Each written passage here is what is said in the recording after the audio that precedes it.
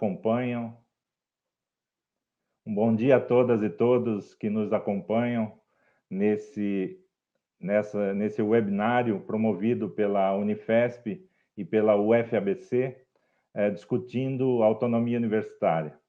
Antes de mais nada, eu gostaria de parabenizar e lembrar os professores e professoras pelo dia de hoje, 15 de outubro, dia desses profissionais que escolheram as suas carreiras, escolheram essa missão e essa profissão de professor e professora, fundamental para a construção de uma nação soberana, de uma nação civilizada e de uma nação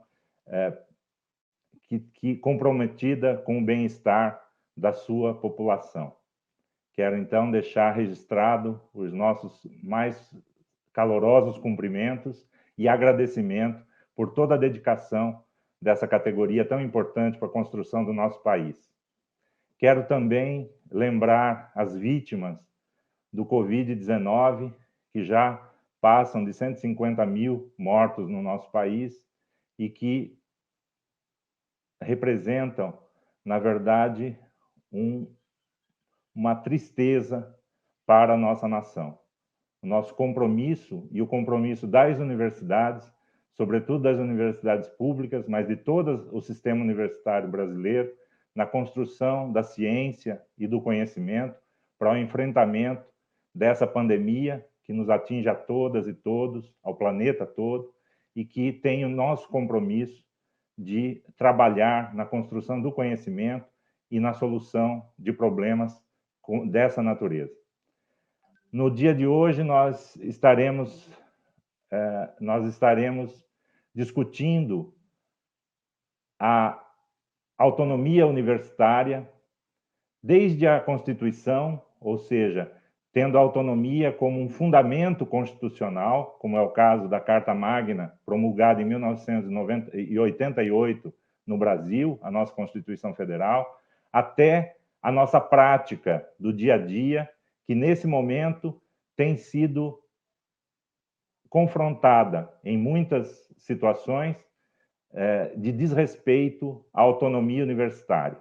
E é importante que a gente entenda a autonomia, e esse é o motivo desse nosso debate, não na perspectiva de corporação, de proteção corporativa das nossas instituições, ao contrário, dada a natureza de nossas constituições, é fundamental o exercício da autonomia, porque, sendo a universidade, o espaço, e a academia, o espaço do pensamento crítico e do livre pensar, a autonomia é condição fundamental para a construção desse pensamento crítico, que em muitas situações se vê contrariando interesses políticos, partidários, interesses religiosos, interesses econômicos, interesses de classes e grupos particulares, que, se depender a universidade desses grupos, pode ter cerceado a construção do seu conhecimento,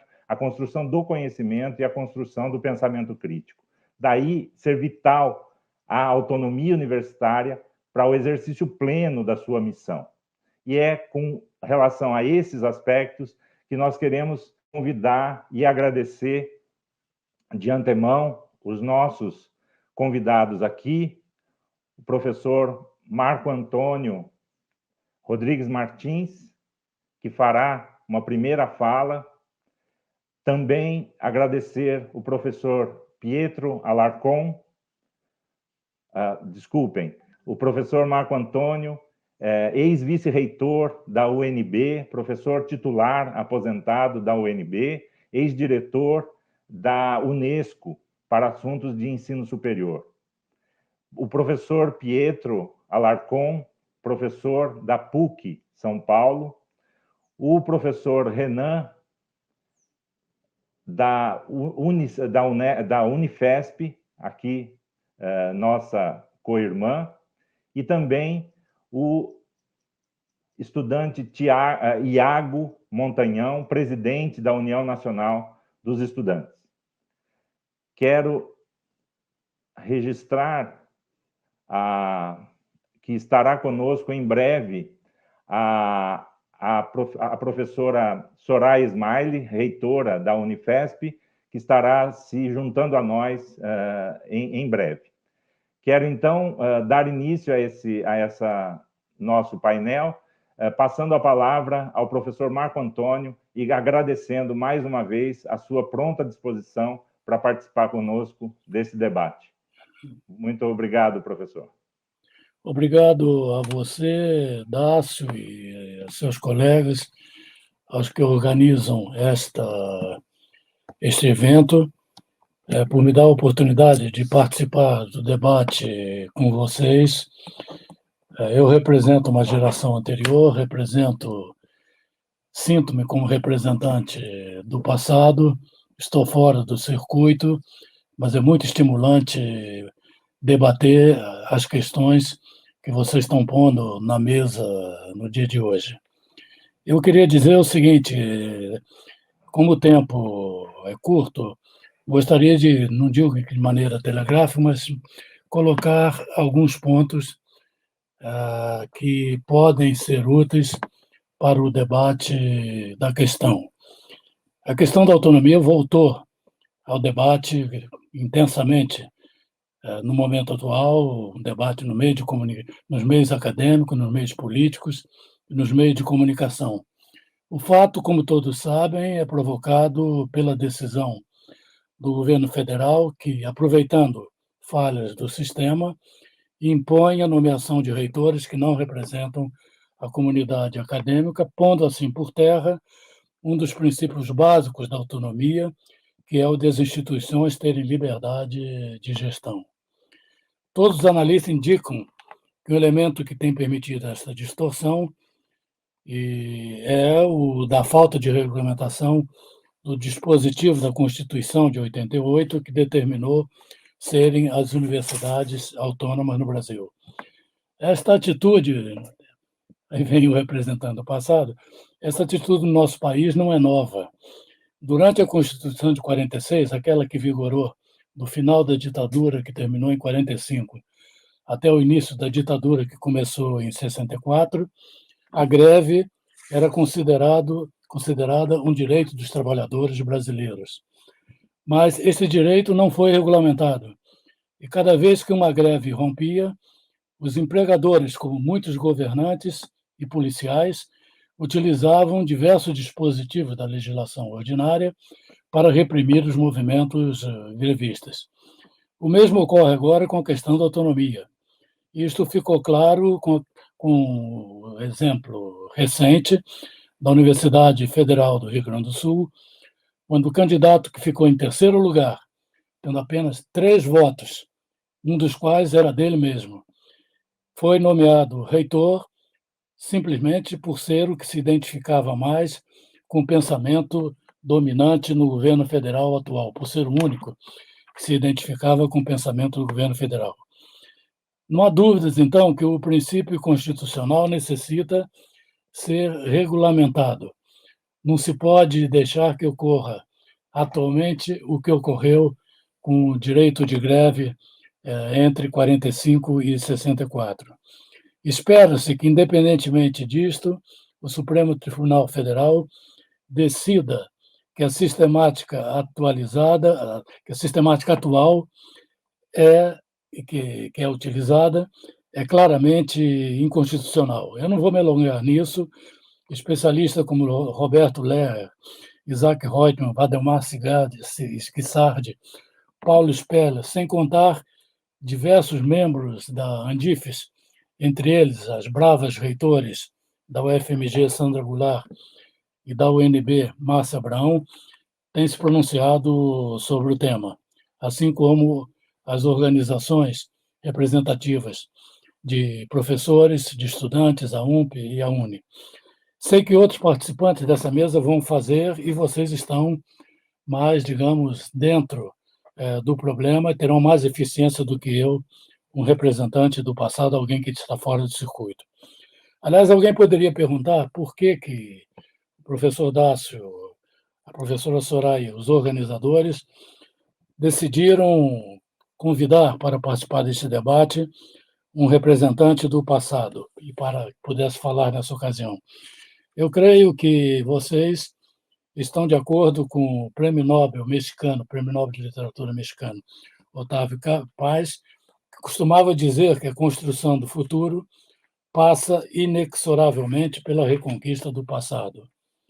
E foi pensando nisso que eu me lembrei de um discurso que eu mesmo fiz na UNB durante a crise universitária nacional de 1977, mas onde o ponto focal era a Universidade de Brasília, quando, eleito paraninfo dos estudantes de medicina, numa universidade que, naquele momento, ainda estava ocupada por tropas armadas e por policiais, eu declarei que a universidade, para ser criadora, necessita ser livre. Universidade só rima com liberdade e verdade, dizia eu, afirmou, na realidade era uma citação, afirmou o ex-ministro da Educação e Cultura, Roberto Lira, mestre de várias gerações de brasileiros. A ideia de autonomia é inerente ao conceito da universidade. Faz parte do DNA destas instituições no mundo inteiro. E desde sua criação na Idade Média, o mundo acadêmico busca tomar seu destino em mãos, controlando sua gestão, administrando seus recursos, sendo livre para efetuar suas pesquisas e organizar o trabalho docente. E, de fato, sem liberdade, uma universidade perde sua alma e se transforma em uma caricatura. Vejamos bem, a universidade, a ideia de autonomia abrange vários elementos. Cada um poderia merecer uma análise muito longa. A liberdade de pesquisa, a liberdade de educação, de formação, a liberdade de autogestão. Um grande especialista internacional sobre problemas acadêmicos, Guy Nive, da Associação Internacional de Universidades, costumava dizer que a autonomia é o poder de escolher quem ensina, o que ensina, a quem e de que maneira. Dias atrás, eu, em função, motivado pelo noticiário, pelo que eu via passar no país, eu enviei mensagem à reitora Márcia Abraão, da Universidade de Brasília, do qual eu sou membro aposentado do corpo docente, onde eu recordava que durante o período em que eu pessoalmente ocupei a direção da divisão do ensino superior da Unesco em Paris, de 91 a 99, então mais exatamente em 98, os Estados-membros da Unesco, inclusive o Brasil, aprovaram a declaração da primeira Conferência Mundial do Ensino Superior, onde afirmaram que os estabelecimentos de ensino superior deverão, eu cito literalmente, desfrutar plenamente de sua liberdade acadêmica e autonomia, sendo esta concebida como um conjunto de direitos e obrigações, sendo, ao mesmo tempo, plenamente responsáveis para com a sociedade e a ela prestando contas. Pouco antes da Conferência Mundial, que foi em outubro de 98, pouco antes, ou seja, um ano antes, em 11 de novembro de 97, na Conferência Geral da Unesco, por consenso, os mesmos Estados-membros, sempre com a participação do Brasil, aprovaram um instrumento jurídico, a recomendação relativa à condição do pessoal docente do ensino superior, onde decidiram, novo, abre aspas, cabe aos Estados-membros proteger a autonomia dos estabelecimentos de ensino superior contra qualquer ameaça de onde quer que venha. Olhe bem, gente, isto é um compromisso de Estado, não é compromisso de um presidente ou de um governo, de um governante, é compromisso de Estado. O Brasil se engajou na comunidade internacional a respeitar a autonomia universitária contra tudo e contra todos, portanto, inclusive contra funcionários ou autoridades que desejem transformar as universidades em instrumentos políticos controlados por grupos políticos, seja quais forem. O Estado brasileiro, falo em Estado, o Estado brasileiro, no nível dos poderes executivo, mas também no do legislativo e do judiciário, tem a obrigação moral e jurídica de respeitar e de fazer respeitar os princípios da autonomia universitária. A menção a esses instrumentos, eu estou tentando ser muito sintético, como falei, cada frase dessa poderia merecer horas de disposição e de debates. A menção a esses instrumentos me leva a duas considerações finais. Primeiro, a recomendação sobre a condição do pessoal docente do ensino superior, fruto de negociações durante anos, é um documento importante. Existia na Unesco, desde 1966, uma recomendação que é monitorada em permanência sobre a condição e estatuto dos docentes de todos os níveis, com exceção do superior. Ou seja, até 1997, havia um instrumento jurídico internacional que beneficiava os professores de todos os níveis, menos do superior. A recomendação de 1997, desculpe, veio preencher este vazio. A data que comemoramos hoje, do Dia do Professor, originou-se da aprovação da recomendação inicial efetivada em outubro de 1966, que, como eu falei, não atingia o ensino superior.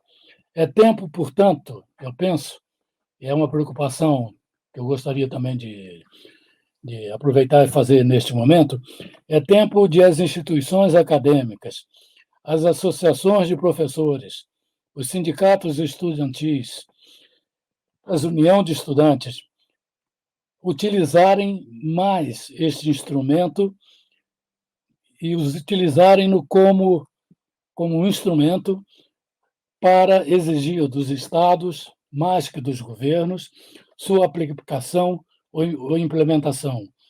A recomendação relativa à condição do pessoal docente do ensino superior data de 11 de novembro de 1997.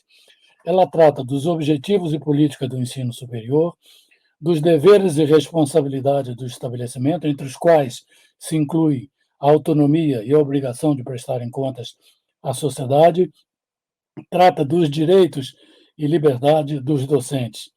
Ainda dispositivos relativos à preparação para a profissão e às condições de trabalho. E eu não consigo entender este documento normativo, esse instrumento jurídico, que levou-se anos para se obter a aprovação, com a participação, inclusive dos sindicatos internacionais que organizam os docentes no mundo inteiro. Esse instrumento é pouco conhecido e, sobretudo, pouco utilizado. Eu até aproveito e faço uma sugestão aqui aos presentes, que no dia 11 de novembro, data do aniversário da recomendação, organize um web seminário sobre a condição do pessoal docente do ensino superior. Sabemos todos que há momentos em que é preciso baixar às ruas, que é preciso se manifestar. Não vamos ser responsáveis como o presidente Trump e seus imitadores, mas se não se pode baixar nas ruas neste momento, há os instrumentos das novas tecnologias da informação e da comunicação que estão à disposição de todos e devem ser usadas para isso, e aí há um instrumento nas mãos que pode e deve ser utilizado. Todos esses documentos que eu mencionei requerem, pois, eu vou finalizar aqui, o respeito à autonomia, mas, ao mesmo tempo, estabelece que as universidades, os professores, os estudantes, devem prestar contas à sociedade que mantém as instituições de ensino superior. São gêmeos os conceitos de autonomia, liberdades acadêmicas e prestação de contas. Isso tem consequências enormes. Uma delas se refere à necessidade de avaliação e de credenciamento ou acreditação. Mas aí é muito que se discutir.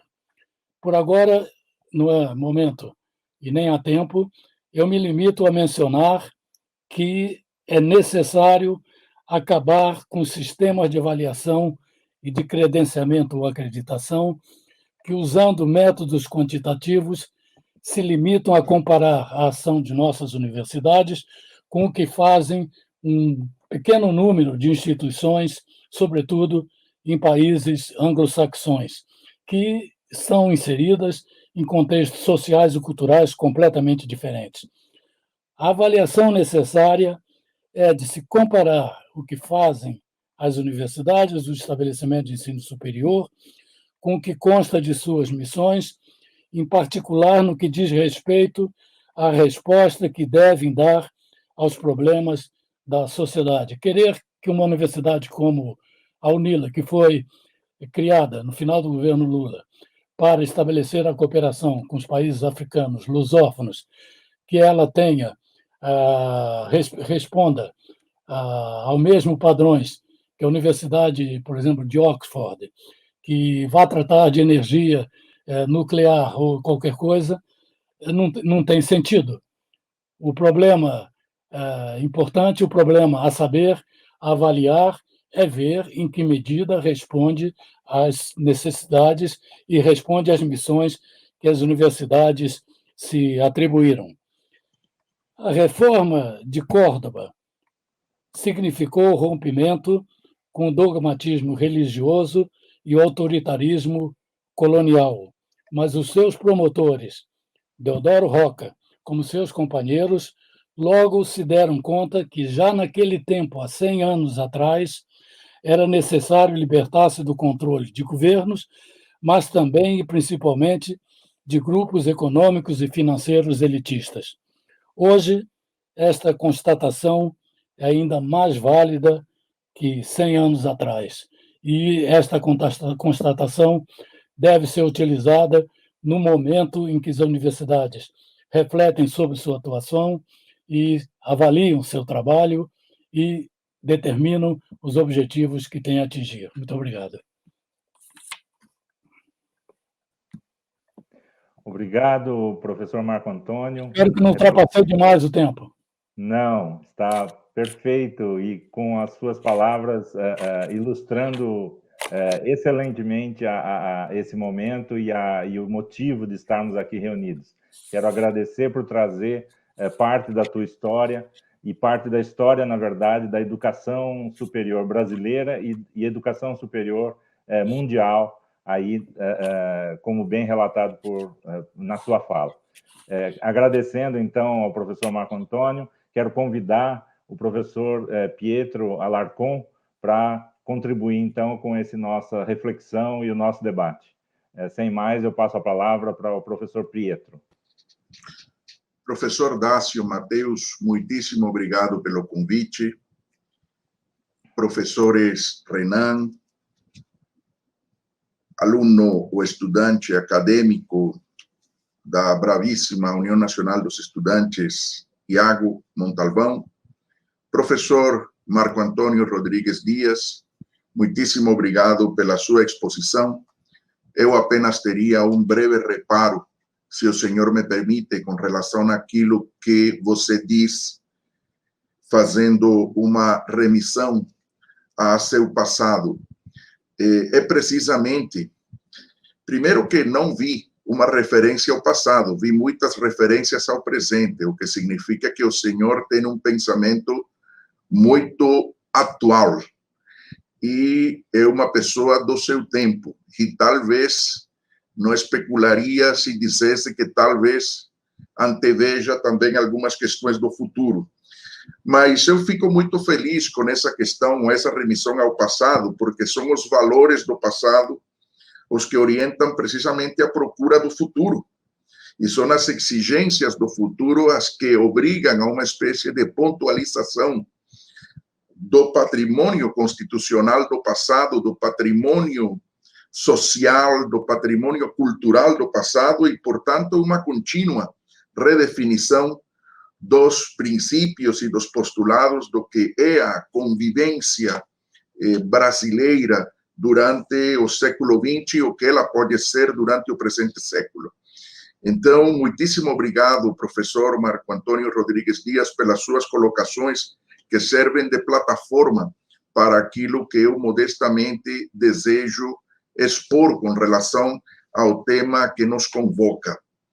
Devo dizer que há alguns dias a União Nacional dos Estudantes, a UNE, por meio precisamente do seu presidente, o Iago Montalvão, aqui presente nesta mesa virtual, nos procurou, o que foi para nós uma honra, para proferir um parecer. E, na verdade, a União Nacional dos Estudantes fez uma consulta com relação aos conceitos de autonomia universitária e com relação às possibilidades de que o presidente da República realizasse intervenções nas universidades ou que, não respeitando a ordem da lista tríplice, nomeasse aquele que não ocupa o primeiro lugar dentro dessa lista.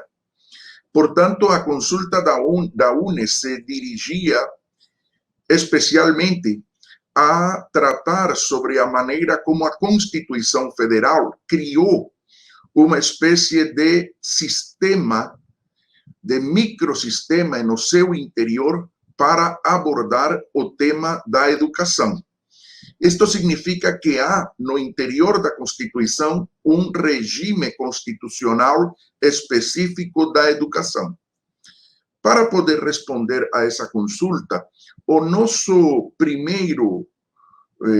nossa primeira questão que abordamos inicialmente, foi de que maneira se chegou a essa constitucionalização do princípio da autonomia universitária. Qual foi o percurso, qual foi a trilha, qual foi o caminho percorrido até a constitucionalização da autonomia universitária. E, nesse sentido, como estudantes de direito, iniciamos um percurso pelo que tem sido a maneira como o Estado se habilita para tratar a questão das universidades. E uma parte desse percurso, dessa trilha, aparece retratada em decisões da nossa Corte Constitucional, do Supremo Tribunal Federal.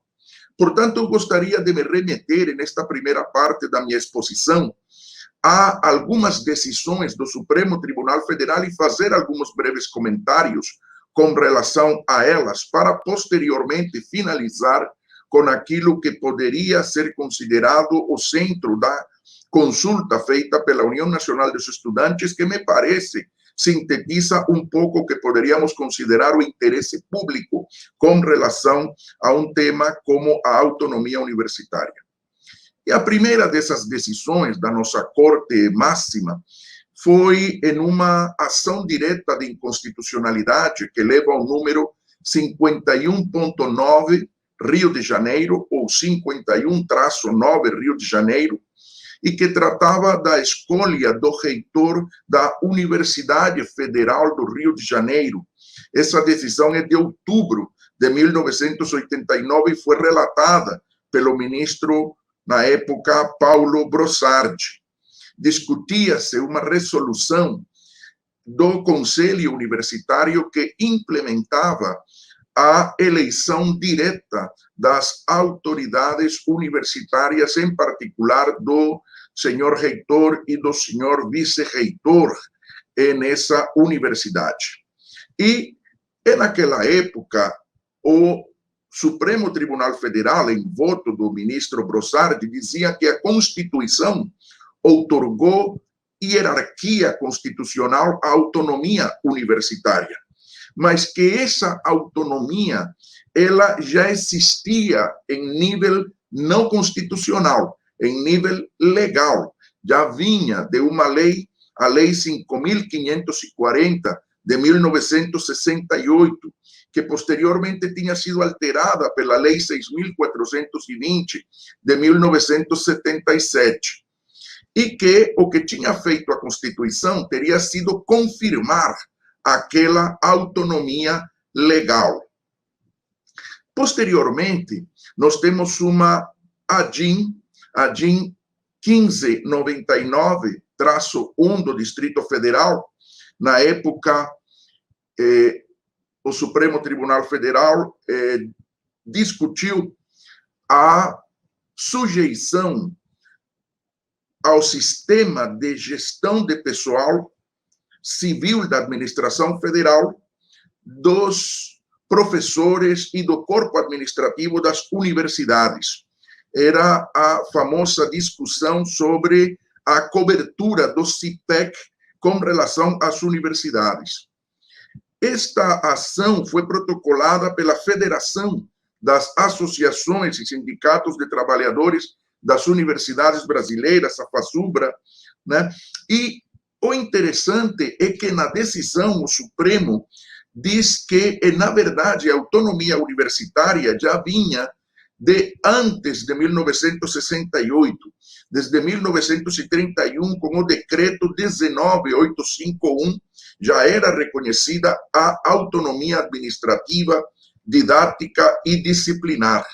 Logo, uma lei, a 4024 de 1961, determinou que a autonomia será exercida, ou seria exercida, a partir dos estatutos que fizessem as próprias universidades.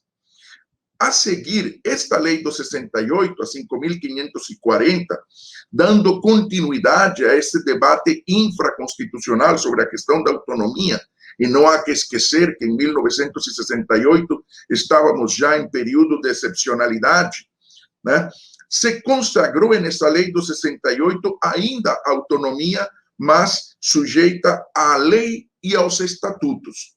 Eu observei que houve uma, digamos, uma tentativa naquela época de sujeitar a autonomia universitária não somente aos estatutos, mas à lei. Poder-se pensar que, em princípio, estaríamos a dizer que as universidades não deveriam obedecer à lei. Não. Quando eu chamo a atenção ao fato de que se estava em um período de exceção, é porque há uma peculiaridade, uma particularidade dessa transição brasileira hoje e dessa ditadura civil-militar. O fato de que sempre houve uma ideia de pretensa legalidade, ou seja, a ideia de criar estatutos normativos a partir de um Estado ditatorial com o objetivo de dar uma aparência de legalidade. Então, nesta sujeição das universidades à lei, e não somente aos estatutos, tinha o objetivo de que esse Estado profundamente autoritário e centralizador, que pouco depois faria o AI-5 de 1968 também, pudesse sujeitar através da lei, de uma lei feita nessas condições, amarrada, né, antidemocrática, autoritária, à autonomia das universidades.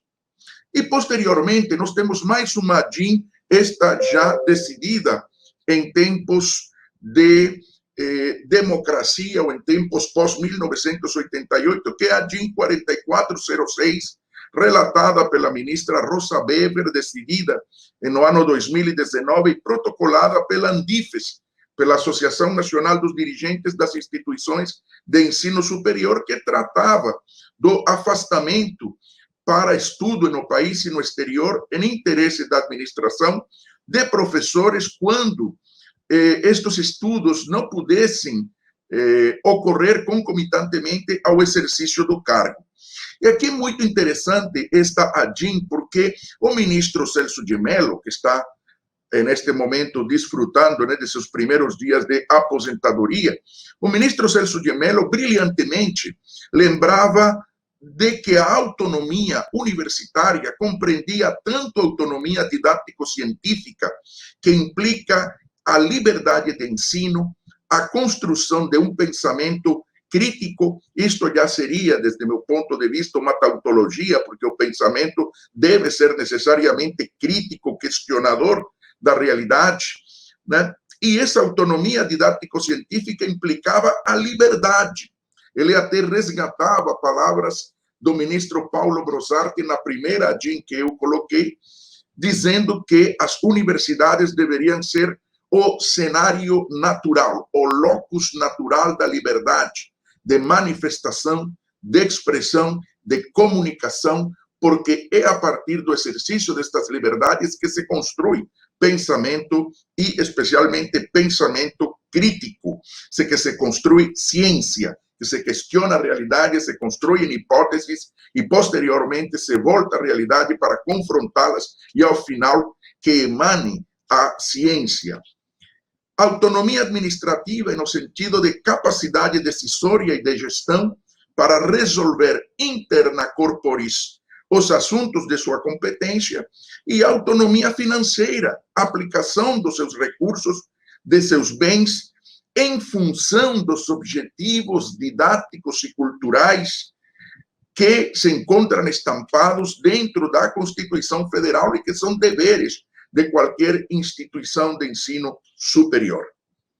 Finalmente, gostaria de colocar uma recente decisão que também é importantíssima, a ADPF 548, relatada pela ministra Carmen Lúcia, quando, em 26 de outubro do ano 2018, foi ajuizada pela Procuradoria da República esta ação para evitar e para reparar uma lesão gravíssima a preceitos fundamentais constitucionais resultantes de atos da justiça eleitoral, atos do poder público tendentes a executar ou também autorizar buscas e apreensões e proibir o ingresso de pessoas ou interromper aulas, palestras, debates, promover inquéritos, sujeitando a docentes, discentes e a outros cidadãos que estavam na instituição de ensino superior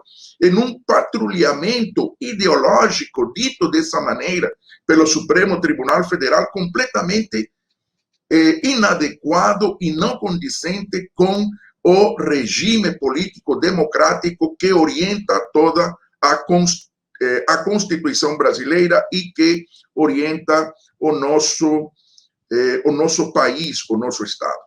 Então, eu chamo a atenção com relação a estas decisões e devo dizer, sintetizando, o seguinte: e no nosso modo de ver a questão, esta autonomia administrativa, e também o Supremo Tribunal Federal o coloca assim, não é soberania. Mas, se as universidades não são soberanas, o presidente da República, como chefe do Executivo da União, também não é soberano. Portanto, tanto as universidades quanto o presidente da República estão sujeitos a competências, a atribuições estampadas na Constituição. E tanto as universidades quanto o presidente se encontram trabalhando ou devem estar trabalhando nos marcos de um regime político democrático e de uma forma de governo republicana. O regime político democrático implica um processo de escolha dentro das entidades públicas que têm autonomia, com plenas garantias para que a comunidade universitária possa se expressar. E se este processo tem essa lisura, então a conformação de listas, a aprovação de listas adquire uma legitimidade que é a garantia de que aquele que é nomeado, amanhã mais tarde, possa desfrutar de um nível jurídico, político, técnico, de legitimidade, de respeitabilidade para conduzir os destinos de uma instituição que tem por objeto a construção de esse pensar científico e a colaboração com o interesse nacional brasileiro, com o desenvolvimento, com a tecnologia, com o saber. Se o presidente da República, como chefe da administração pública federal, desobedece essa forma de internamente as universidades propor nomes e decidir com relação a quem deve ser aquele que conduza todo este processo durante um período de tempo, extrapola na sua função. Por isso, eu comecei dizendo, se bem as universidades não são soberanas, o presidente também não é. Ele tem limites E dentre esses limites está o respeito ao regime político democrático. Extrapola e não somente se coloca à margem do regime político democrático o presidente quando realiza uma intervenção. Esta questão da intervenção é problemática e podemos fazer uma analogia com a intervenção federal. Nós funcionamos em um sistema, o sistema federativo, e neste sistema federativo, o que é mais respeitado das entidades federativas é precisamente a sua autonomia. O Pacto Federativo implica a autonomia da União, dos Estados, do Distrito Federal e dos municípios. E a Constituição estabelece que a intervenção federal é uma questão excepcional. Tanto é que o artigo 37 estabelece que não haverá, 34, não haverá intervenção a não ser sob um conjunto de circunstâncias. Então, é algo excepcionalíssimo, algo traumático. Gravíssimo atentado à democracia e à autonomia universitária feita no momento em que se extrapolam os limites constitucionais nas faculdades do presidente. Agradeço muito a oportunidade, agradeço muito ao professor Dácio pela gentileza do convite. Muito obrigado, eu deixo por aí com meus agradecimentos. Muito obrigado, professor Pietro, pela excelente resgate também histórico da autonomia universitária na legislação brasileira e no Estado brasileiro. Dois relatos extremamente importantes que, sem dúvida nenhuma, a história vem para iluminar os nossos passos para o futuro, como deve ser. Eu queria só lembrar que, caso tenhamos perguntas, podem ser colocadas no chat, que ao final das falas nós faremos uma rodada de comentários e síntese dos nossos convidados e poderemos estar lendo essas perguntas e passando, e eles fazendo os comentários na rodada final.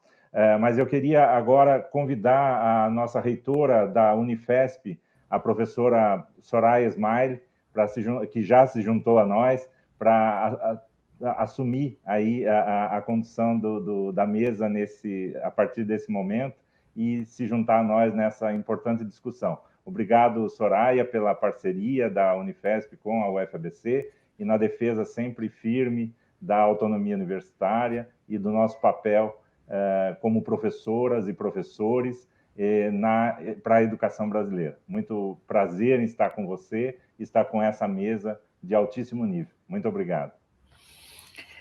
Obrigada. É muito bom também a nossa cooperação, a nossa atuação conjunta. Professor Dácio, reitor Dácio, colega, amigo, nossas atividades sempre conjuntas têm sido muito importantes, interessantes, e eu quero dizer que eu estou realmente maravilhada, estou feliz de termos tido as duas apresentações que eu quero agradecer imensamente. É fantástico ouvir o professor Marco Antônio Rodrigues Dias e o professor Pietro Alarcon. Muito obrigada pela participação de vocês, claríssima. Realmente são lufadas de ar e de oxigênio em um momento em que nós precisamos tanto de ar e de tanta respiração, inclusive trazendo, né, à luz inspirações que não são de hoje, e que o exercício e a busca pela autonomia das nossas universidades, ela não é de hoje e tem muitas décadas, e nós estamos em pleno exercício, em plena busca, em pleno exercício, e numa implantação que se renova todo o tempo. E agora, mais do que nunca, precisamos reafirmá-la, esta autonomia que, em especial, a partir da Constituição de 88 e, inclusive, a autonomia das universidades federais em 89, mostram que nós já temos um exercício e sabemos conduzir a autonomia das nossas universidades. que são importantes processos para a liberdade de ideias, de pensamento, como disse muito bem o professor Pietro Alarcon, e o pensamento crítico, né? Muito obrigada. Eu quero agora apresentar os próximos, as próximas apresentações que serão feitas, e agora com o professor Renan Quinalha, que é professor do nosso curso de Direito, recém-aprovado, muito orgulho, da Universidade Federal de São Paulo, que agora também é uma universidade que tem o curso de Direito, aprovado com conceito máximo, e recém soubemos disso, e o professor Renan Quinalha, junto com os colegas, estão de parabéns pelo trabalho realizado, e também pelas ações que já vêm de algum tempo, porque levamos alguns anos para conseguir a aprovação deste curso de Direito, e o professor Renan fará agora a sua contribuição para este importante debate. Muito obrigada, professor Renan. Boa tarde a todas, a todos que estão acompanhando esse debate. Queria iniciar agradecendo este convite, cumprimentando nossa reitora, a professora Soraya, também o reitor, professor Dácio. Em nome deles, queria cumprimentar todos os colegas que estão presentes e também mandar uma saudação especial para todos os professores e professoras que estão acompanhando a discussão pelo dia de hoje. Acho que é simbólico que estejamos fazendo esse debate sobre autonomia, sobre defesa da universidade e da ciência, né, nesse dia especial dos professores e professoras, porque me parece que esses são os valores mais caros para a gente que se dedica à docência. E queria, depois dessas excelentes falas, né, do professor Marco, do professor Pietro, agregar alguns pontos. É bom ficar para o final para falar, porque a gente aproveita vários dos elementos que já foram trazidos, e me parece que essa referência histórica ela é fundamental.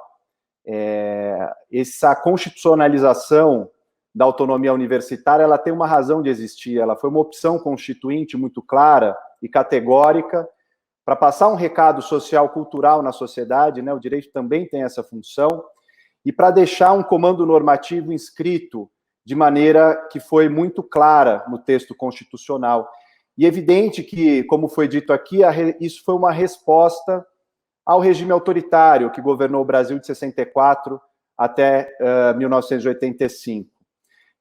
A gente teve uma série de intervenções, de cassações, de expurgos, enfim, torturas, prisões arbitrárias, assassinatos, execuções sumárias, desaparecimentos forçados de muitas pessoas vinculadas às universidades no Brasil. As universidades eram vistas como um celeiro de perigo, de risco ao regime, de desafio ao poder estabelecido, ao poder ditatorial. Não à toa foram mais de 1.000 alunos afastados, centenas de professores, mais de 300 numa estimativa ainda preliminar. A Comissão da Verdade se dedicou a levantar informações relativas também, com um capítulo específico, à questão da repressão nas universidades. E a gente teve uma série de dispositivos, como bem disse o professor Pietro aqui, que acabaram conformando um tipo de repressão com uma aura, entre aspas, de legalidade, mas que, no fundo, escondiam apenas a força, o arbítrio, né, como a reforma universitária conservadora promovida pela ditadura, a Lei 5.540, que estabelecia a escolha dos dirigentes das instituições de ensino superior, a partir de uma lista sêxtupla, e depois foi alterada nos anos 90 para esse modelo que nós temos hoje. O próprio AI-5, de um mês depois dessa lei, em dezembro de 68, as assessorias de segurança institucional e informação, que faziam parte do sistema de informações da ditadura e que ficavam vinculadas, incrustadas dentro das estruturas administrativas das universidades, né, como dispositivos de vigilância e de espionagem para colher informações, denunciar e passar isso à polícia política, aos órgãos de repressão, o decreto 477 de 69, enfim, uma série de dispositivos que foram mobilizados. E é contra todo esse repertório, esse arcabouço autoritário, que a nossa Constituição se voltou quando escolheu pela primeira vez consagrar no texto constitucional, com essa amplitude, a autonomia universitária, que é uma autonomia que está lá prevista no artigo 207, mas não apenas, né? O artigo 207 é aquele que traz literalmente esse tema, dizendo que as universidades gozam de autonomia didático-científica, administrativa e de gestão financeira e patrimonial.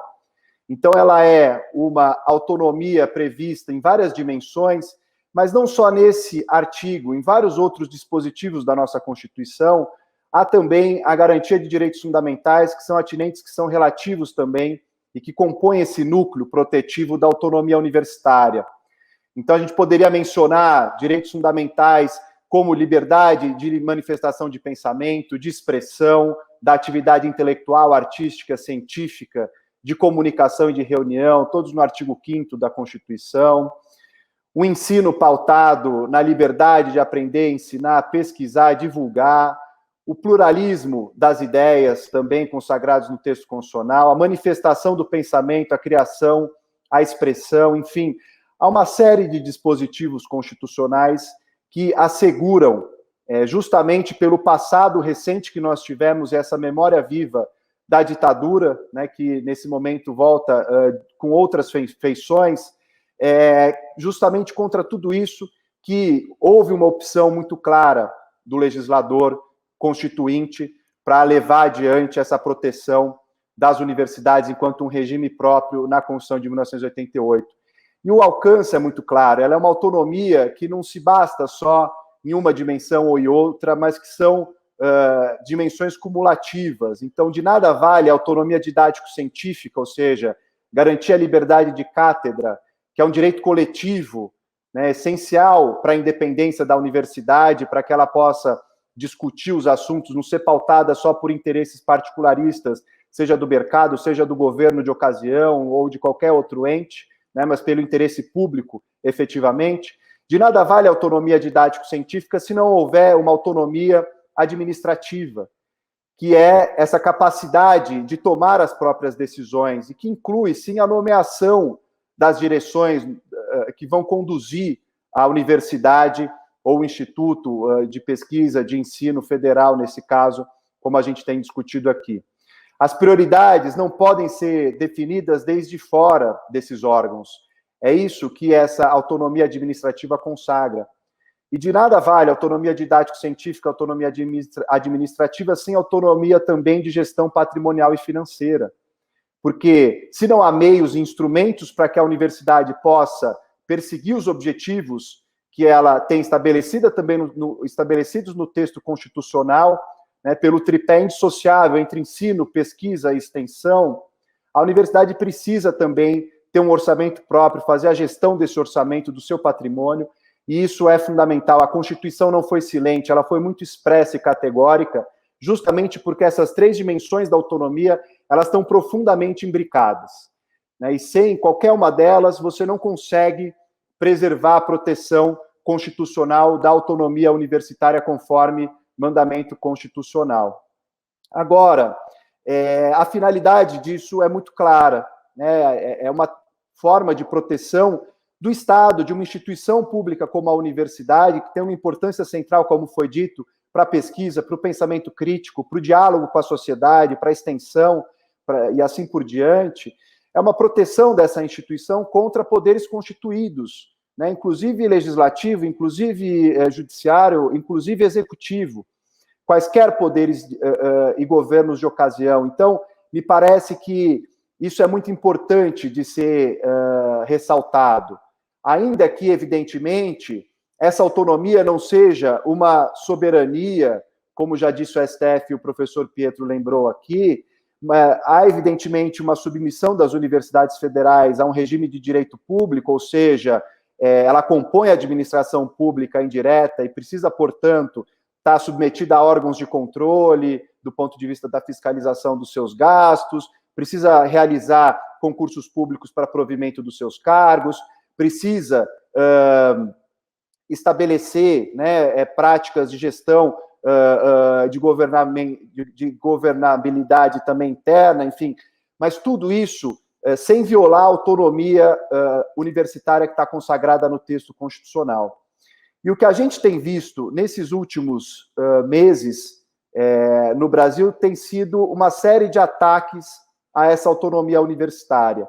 Desde as eleições, e foi lembrado aqui esse caso pelo professor Pietro, em que o STF se posicionou de maneira muito contundente em favor da liberdade de cátedra, da liberdade acadêmica, da autonomia universitária, né, diferenciando o que era a propaganda eleitoral de manifestações políticas legítimas que podem acontecer e devem acontecer no âmbito da universidade, que se dedica à discussão desses temas.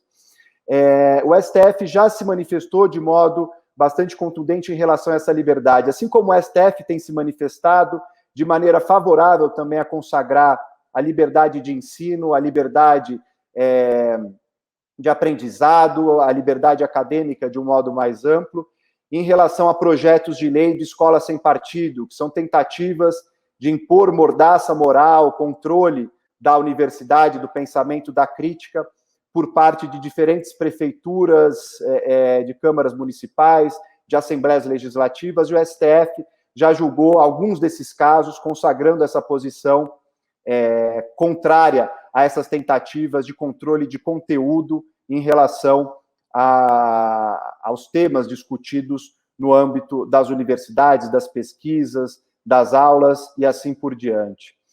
E a gente vê que, depois dessa eleição, esses temas começaram a aparecer de modo mais corrente. A gente assistiu a não só esses anúncios em campanha de que era preciso mudar as universidades, acabar com a maneira como as universidades estavam se gerindo, porque eram celeiros ali de críticas ao governo e etc., de balbúrdia. A gente viu diversos adjetivos que foram atribuídos ao trabalho dentro das universidades, e também medidas provisórias, né? A medida provisória 914, que foi uma tentativa do governo de deixar mais clara a possibilidade de intervenção do presidente da República em relação às universidades federais.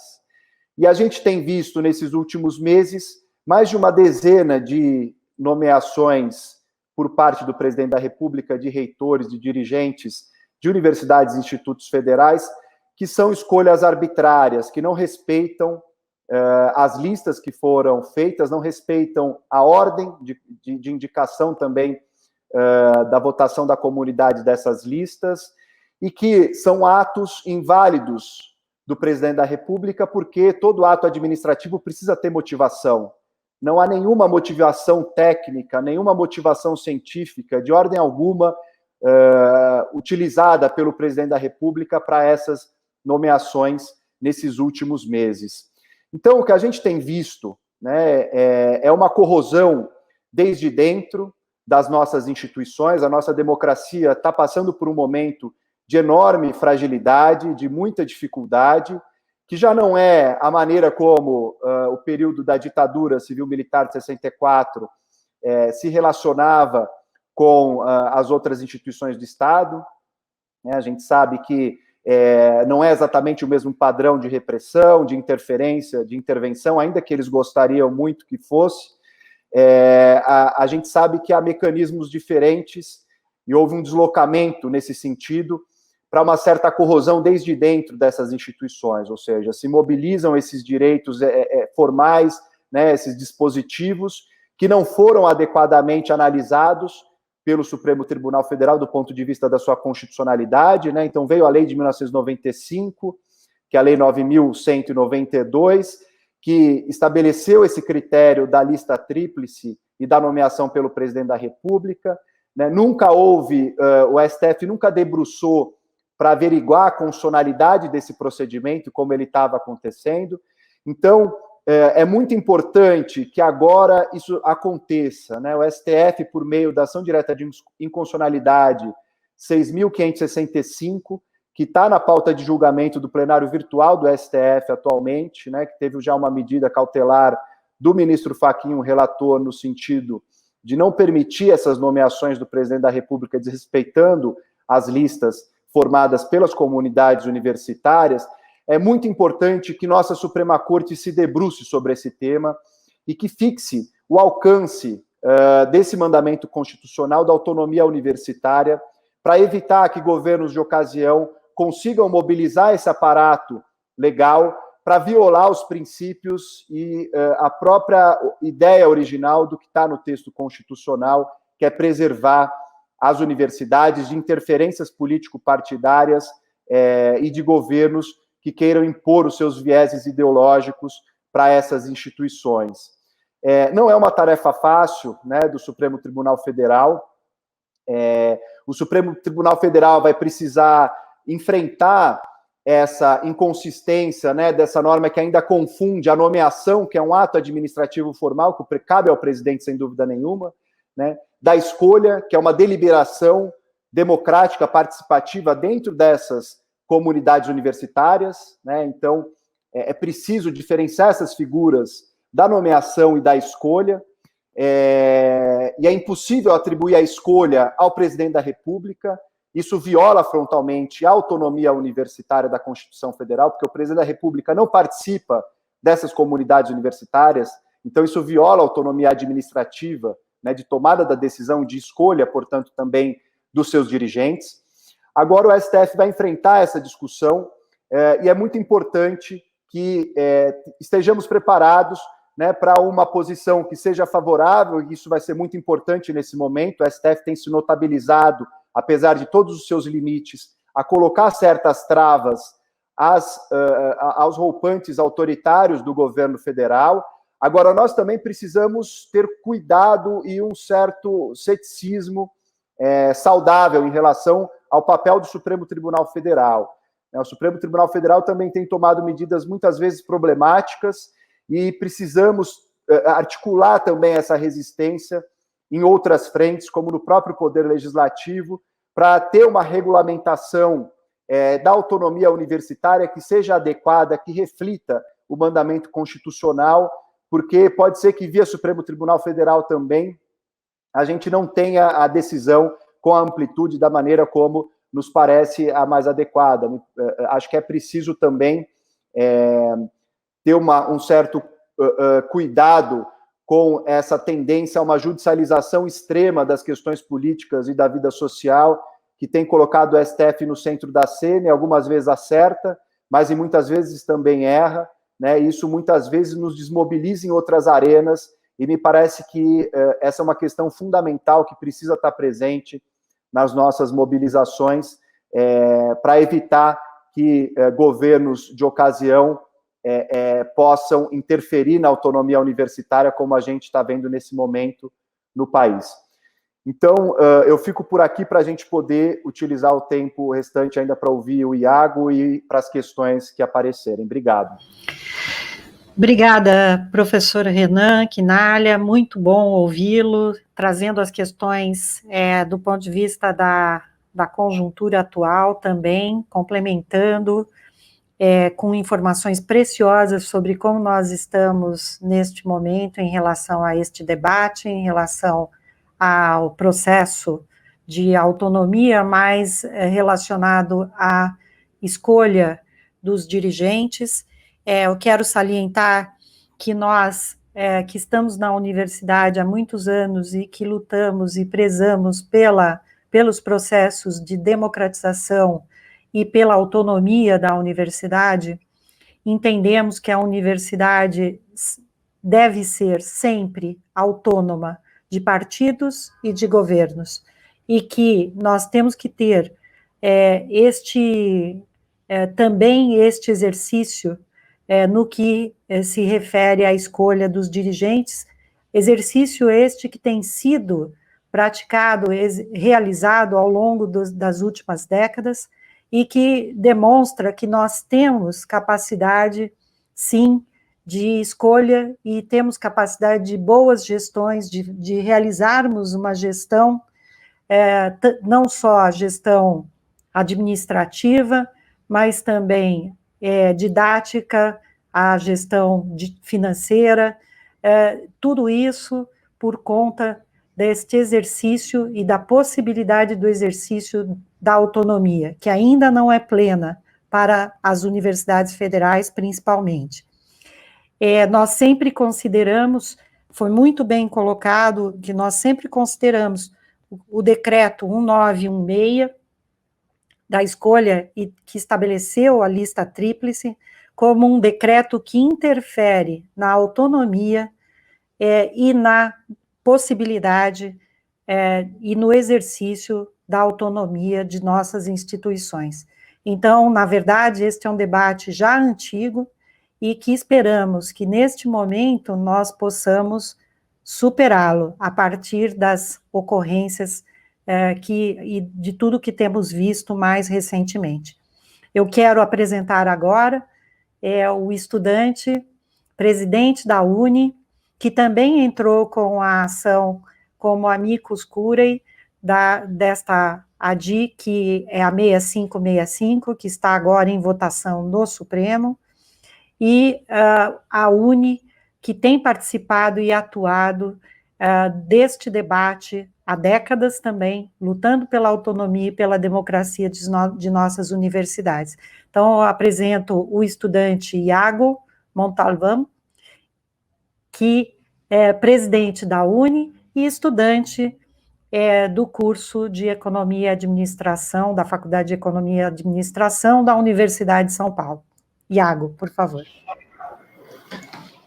Obrigado, professora Soraya. Já a cumprimento por esse importante debate promovido por duas grandes instituições de ensino superior do nosso país. Cumprimento também, portanto, o professor Dácio, reitor da UFABC, e agradeço o convite. E cumprimento aqui os meus queridos professores, a quem tenho o prazer e a honra, né, de estar aqui debatendo junto, professor Marco Antônio, professor Pietro, que está nos auxiliando e ajudando muito nessa disputa jurídica em torno desse processo, dessa ação direta de inconstitucionalidade no STF. Então, professor Pietro, prazer estar aqui, e também professor Renan, que também é um grande professor que tem aí, queria dizer que eu escuto bastante o seu podcast, professor Renan, junto com a minha professora Laura Carvalho, lá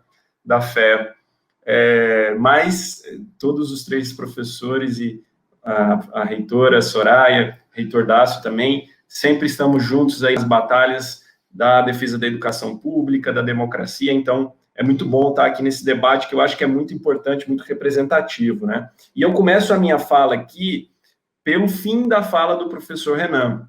É preciso ter muito cuidado, acima de tudo, com as expectativas que se criam em torno dos processos jurídicos, né, no nosso país, especialmente no que tange ao Supremo Tribunal Federal.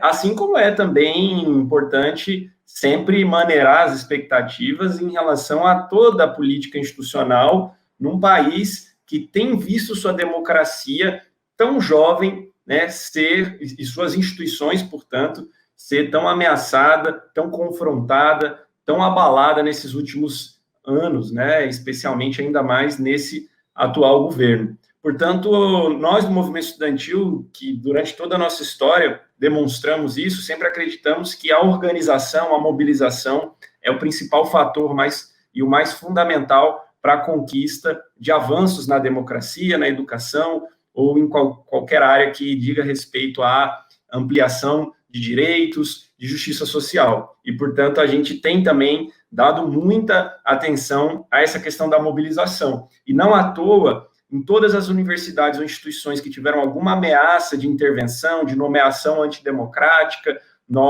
o movimento estudantil, tem se mobilizado.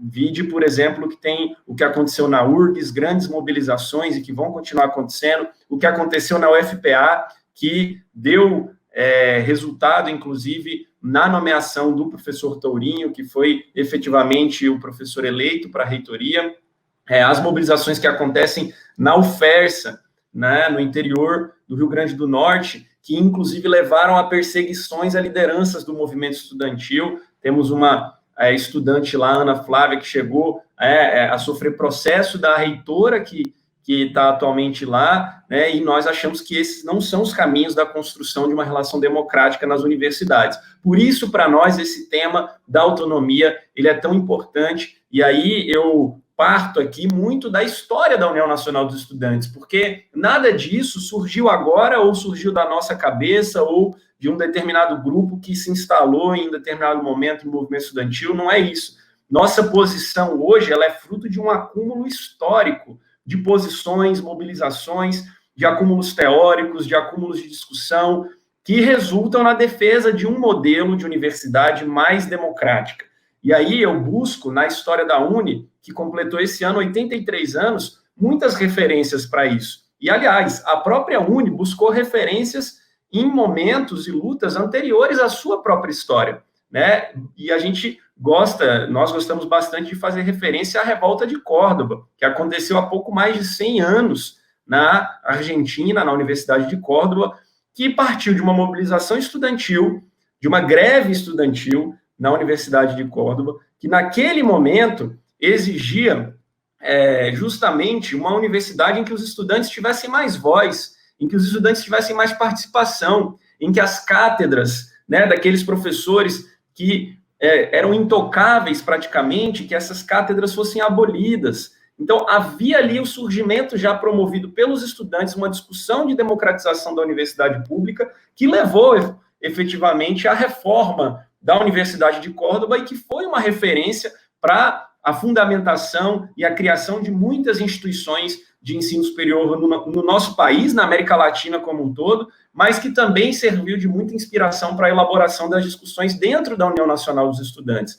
E aí eu faço referência aqui especialmente à década de 60, ainda anterior ao golpe militar, em que a UNE acumulou debates muito qualificados e muito importantes sobre a reforma universitária. E foi naquele momento, por exemplo, em 1961, que a UNE fez um seminário de reforma universitária em Salvador, de onde surgiu a famosa Carta de Salvador, que defendia ali já essa reforma universitária, esse modelo de universidade com maior participação, integração de toda a categoria e também da sociedade, né? E foi dali em diante, por exemplo, que a UNE organizou a famosa greve de 1/3, em que os estudantes, na grande parte das instituições de ensino superior públicas do país, pararam durante semanas para exigir que os estudantes tivessem mais espaço, tivessem 1/3 dos votos para reitor, mas tivessem também 1/3 de participação nos conselhos, em todos os espaços institucionais de deliberação e discussão das universidades.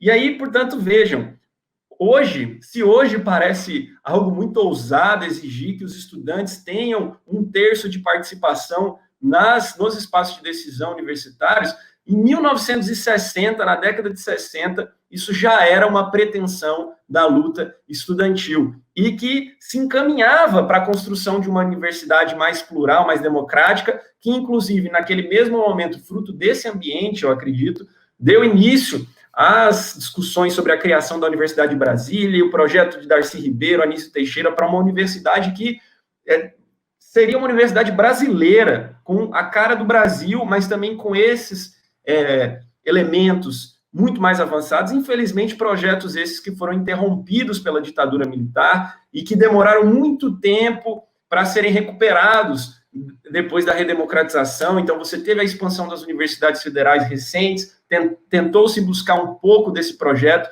mas que ainda ficou muito distante. E agora, com o governo Bolsonaro, me parece que nós perdemos todo esse percurso que vinha sendo construído de recuperar esse projeto de universidade e voltamos àquela mesma interrupção que nós assistimos com a ditadura militar, que é a da tentativa de imposição de controle político sobre as universidades, tentativa de desmoralização do ambiente acadêmico, descrédito à ciência, à produção científica, aos estudantes, aos professores, aos técnicos administrativos, à organização sindical e estudantil. É esse o projeto que se coloca, e é esse o projeto que nós buscamos barrar por quaisquer formas e caminhos que tenham. Como eu disse, o fundamental é a mobilização, mas nós não devemos abrir mão nunca de todas as ferramentas que tiverem disponíveis. E por isso a gente trava essa luta também no Congresso Nacional, e lá existem dezenas de projetos de lei que propõem a regulamentação da autonomia universitária, o fim da lista tríplice, que, aliás, puxando aqui também a história da UNE, é uma bandeira que a UNE sempre defendeu, né? A lista tríplice, como nós sempre dissemos, ela é fruto, ela é originária de um ambiente de autoritarismo, de regime militar, que foi reformada na década de 90, essa legislação, mas que tem origem nesse ambiente autoritário. Então, a UNE sempre defendeu o fim da lista tríplice em todas as suas resoluções, desde o final da ditadura militar, e hoje a gente continua reafirmando a nossa contrariedade a essa legislação, porque nós acreditamos que deve ser, assim como são nos institutos federais hoje, o professor mais votado deve ser eleito, deve ser nomeado, o professor, portanto, eleito, deve ser nomeado à reitoria. E por que nós defendemos isso? E por que hoje nós vamos somar e endossar essa ação, portanto, no Supremo Tribunal Federal? Porque nós acreditamos que o conhecimento, ele só pode ser produzido na sua completude e dar contribuição à sociedade, como a gente deseja que a universidade pública faça, né? Que ela sirva ao povo, ao público, se ela tiver liberdade, se ela tiver exatamente o que a gente defende, autonomia. Porque se em algum momento ela tiver que ceder ou estar submetida a algum interesse que não seja o interesse público, o interesse popular, vamos dizer assim, ou o interesse da própria comunidade acadêmica, que é quem produz aquele conhecimento que precisa ser livre, ela passa, o conhecimento, a ciência, ela passa a ser defasada, né? E a gente fala isso não é só em relação a interesses políticos, partidários, que é essa guerra que a gente enfrenta hoje contra o Bolsonaro, que tentem impor os seus interesses políticos na universidade, que precisa ser livre. Mas diz respeito também a interesses privados, empresariais, ou de qualquer grupo que não seja exatamente o interesse público. Então, é por isso que nós defendemos a regra da eleição. E a universidade, ela própria, a sua comunidade acadêmica, escolher o seu reitor, não significa apartá-la da vontade daqueles que estão externamente interessados enquanto população na universidade também. Porque a universidade tem mecanismos de consulta à população, de conselhos comunitários, de projetos de extensão, daquilo que o professor Boaventura de Souza Santos chama também da extensão reversa, que é como trazer a população para estar inserida no cotidiano da universidade. Todos esses mecanismos, eles só podem ser potencializados se o interesse e a autonomia da universidade estiver sendo respeitada. Então, é por isso que a gente defende isso, e que também, infelizmente, pela não modificação da lei da lista tríplice, acabou ficando muito, esse respeito à autonomia, acabou ficando muito ao sabor da conjuntura. Então, você teve 30 anos de democracia, em que os mais votados foram nomeados, portanto, houve respeito à autonomia universitária, mas quando entra um presidente que não tem compromisso com a Constituição, tudo isso muda. Então, é necessário uma nova provocação também ao setor judiciário, porque mudou-se também a forma de comportamento, né? E eu tenho convicção, e em todos os estudos que nós temos buscado, né, dos pareceres jurídicos, os memoriais que a gente tem feito, nos trazem essa convicção de que não respeitar as eleições da comunidade acadêmica é violar o princípio de autonomia universitária, inclusive que no próprio processo foi colocado de todas as discussões que embasaram, né, o artigo da autonomia universitária na Constituição e que trazem consigo essa discussão.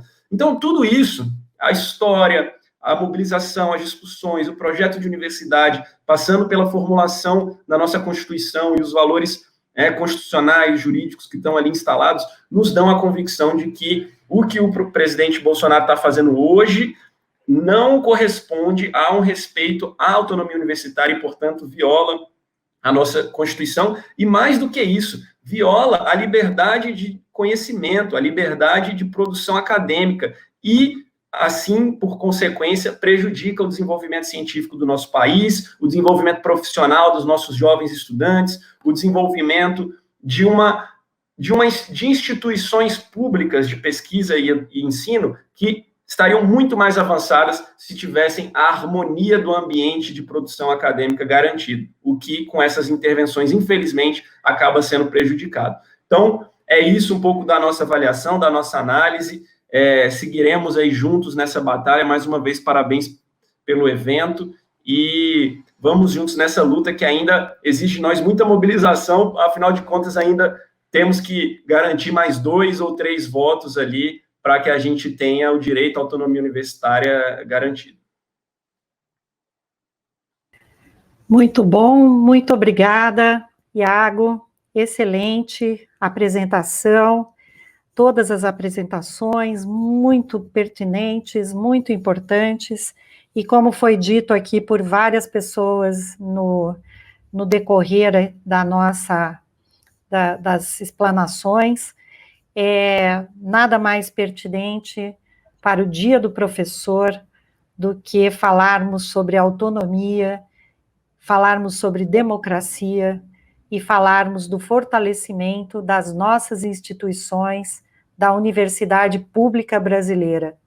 Então, os nossos parabéns a todos os professores, neste momento em que continuamos trabalhando por nossas universidades e pela educação pública no nosso país. Quero registrar também, professor Dácio, a presença de vários colegas aqui assistindo, vários comentários, todos os comentários de agradecimento, muitos agradecimentos pelos palestrantes, pelas explanações feitas, e que nos fortalecem também, nos dão estímulo, né, e fortalecem a nossa ação e a nossa interlocução. Eu quero também, entre tantas presenças aqui importantes, todos muito importantes, dos que estão na audiência, a salientar a presença também da Flávia Calé, presidente da ANPG, Associação Nacional de Pós-Graduandos, que também tem sido incansável em todas essas atuações em defesa da universidade pública e da universidade brasileira. Entre outros reitores, colegas reitores que estão acompanhando, em especial, professor Marco Antônio, a professora Márcia Abraão, da Universidade de Brasília, nossa colega reitora, que o senhor mencionou na sua apresentação, e também a reitora Sandra, Universidade Federal de Minas Gerais, e outros e demais colegas que estão acompanhando. E um abraço especial, professor Marco Antônio, do nosso colega da Fiocruz, que lhe mandou um abraço muito especial, o Renato Cordeiro, professor Renato Cordeiro. Eu quero passar ao professor Dácio para os seus comentários, e se temos alguma pergunta, professor Dácio, por favor.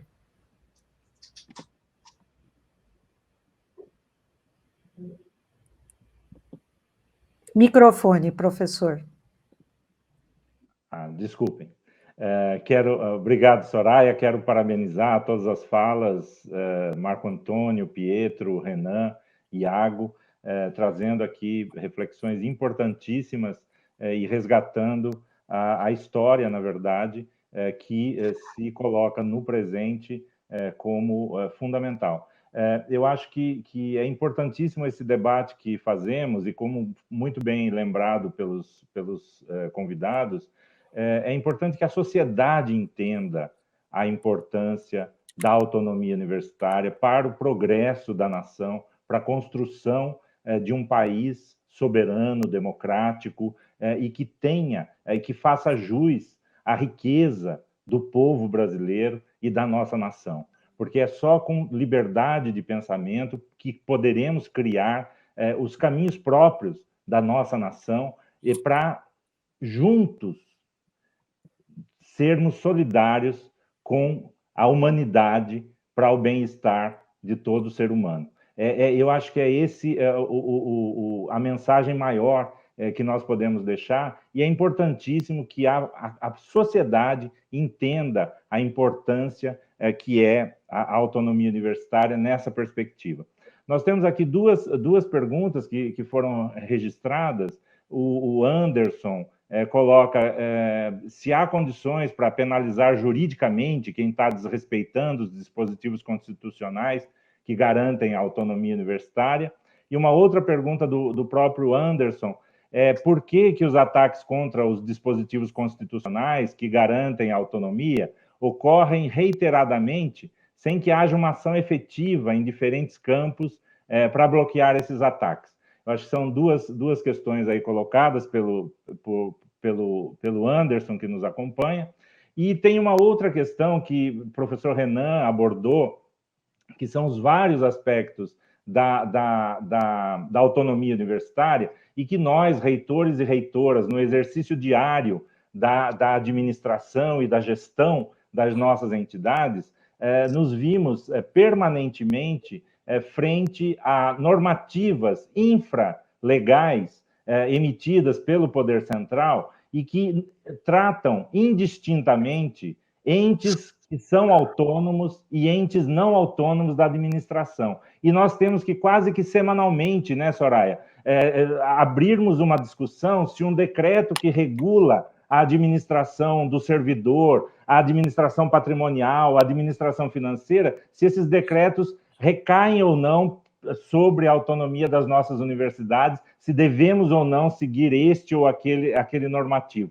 Lógico, estamos sob a égide da legislação brasileira e da Constituição brasileira, mas instrumentos infraconstitucionais e infralegais desconsideram os entes autônomos na medida em que emitem normativas e que não exceptuam como tratar esses entes autônomos no dia a dia da administração. Esse eu diria que é quase o nosso arroz com feijão do dia a dia da administração e que nos causa uma perda de energia, um gasto de energia enorme e que nos tira o foco, que é o foco da construção do conhecimento, do ensino, da pesquisa, da extensão e da gestão democrática das nossas instituições. Eu queria só colocar essas questões, além da questão colocada pelos ouvintes aí, e convidar aí os nossos palestrantes para os comentários finais e, na medida do possível, fazer uma síntese. Nós não temos muito tempo mais, mas eu pediria aí uns 5 minutinhos de gentileza dos nossos convidados, já aproveitando para, mais uma vez, reiterar os nossos agradecimentos pelo riquíssimo debate e riquíssima explanação que nós estamos tendo o prazer de vivenciar aqui nessa hora de almoço estendida aí. Podemos seguir assim, Soraya? Professor Marco Antônio, então, com a palavra para os seus comentários finais e, se possível, os comentários aí sobre algumas questões colocadas. Bom, em relação às questões do Anderson, eu creio que o Pietro Alarcon e o Renan estão mais em condições de responder. Eu, embora seja bacharel em Direito, já faz mais de 60 anos que eu parei de atuar nessa área, e os dois participantes fizeram uma exposição tão bela que é fantástico. Pessoalmente, como eu falei, eu sou um representante do passado e essa aqui me fizeram relembrar várias coisas. Em 2002, 2003, eu participei de um grande seminário, fui um dos conferencistas principais em termos da responsabilidade que deram sobre extensão na Universidade Federal de São Paulo. Foi um seminário sobre extensão organizado em Embu, que é um seminário que fez história. O presidente da UNE, o Iago, me faz relembrar o início de 60, nessa época eu militava no movimento estudantil em Minas Gerais, fui diretor do jornal Tribuna Universitário, Diretório Central dos Estudantes, e participei de várias das atividades, principalmente quando eram presidente da UNE, o Aldo Arantes e o Vinícius Caldeira Brant, ambos amigos pessoais. E eu queria, de tudo que foi falado, acrescentar uma pequena coisa, dois pontos que são importantes. O Renan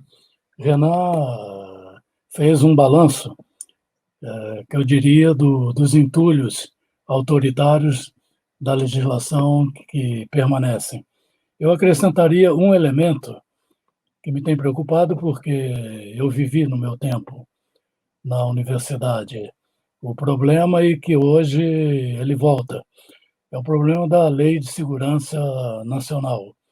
Hoje, sem se falar, volta-se a utilizar a doutrina de segurança nacional. E quando eu costumo dizer, em ocasiões como essa, aos jovens, eu digo que não tem que perguntar à minha geração o que devem fazer, devem perguntar onde nós erramos. E um dos erros da minha geração foi deixar que a Lei de Segurança Nacional permanecesse. Quer dizer, é um absurdo, é um entulho, é um instrumento para a repressão, é um instrumento absolutamente inaceitável, porque justifica aqueles que vivem procurando o que chamam de inimigo interno. Qualquer um que possa, na concepção dos que defendem um sistema autoritário, qualquer um que eles identifiquem como podendo causar prejuízo ao autoritarismo deve ser eliminado.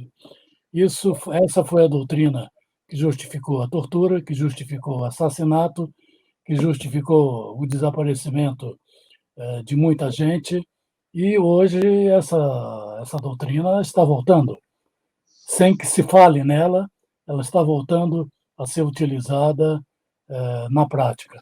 E a outra questão que eu chamaria, que foi aflorada pelos panelistas, é o problema da educação superior como bem público. Isso é fundamental.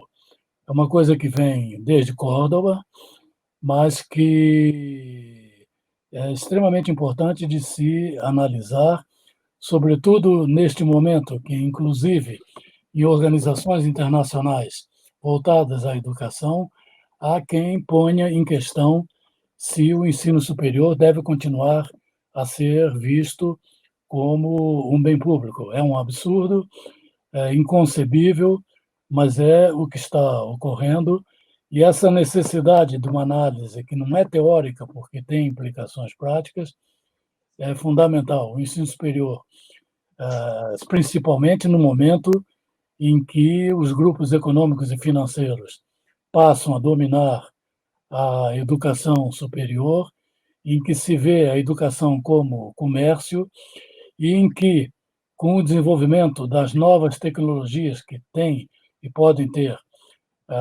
efeitos muito positivos, mas que podem servir e estão servindo de elementos para o domínio, para o neocolonialismo. Há algum tempo atrás, o diretor de uma dos MOOCs, Massive Open Online Course, nos Estados Unidos, declarou que dentro de poucos anos não haverá mais que 10 universidades no mundo inteiro. Evidentemente, bom, eu não acredito nisso, mas o objetivo nessa declaração fica claro. E hoje e agora, com a pandemia, com o desenvolvimento das novas tecnologias de que nós, inclusive, estamos nos beneficiando neste momento, pode ser utilizado também para liquidar com o conceito de educação superior como bem público, como serviço público, e sobre isso é necessário estar atento e refletir também. Creio que é o que eu tinha a dizer para terminar, Dácio e Soraya. Obrigado. Obrigado, Marco Antônio. Muito bem lembrado, o ensino superior como bem público e como direito, né, a ser provido, inclusive, pelos Estados. Professor Pietro, passo a palavra para os seus comentários finais e acerca das questões colocadas. E muitíssimo obrigado, professor Dácio. Eu reitero os meus agradecimentos pelo convite. Professora Soraya, muitíssimo obrigado por ter entrado em contato nestes dias. Obrigado a todos pelas falas. Eu acho que a maneira de síntese e para responder, acho que, e não vou fazer, obviamente, uma avaliação das diversas falas, eu apenas gostaria de resgatar 2 ou 3 pontinhos que me parecem importantíssimos.